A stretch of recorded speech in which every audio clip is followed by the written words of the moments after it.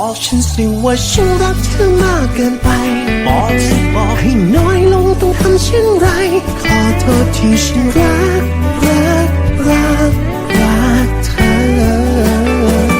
บอกฉันสิว่าฉันรักเธอมากเกินไป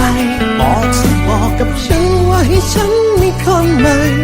ขอโทษเธอจริงๆที่ฉันรักเพียงแต่เธอว่ารักก็คือรัก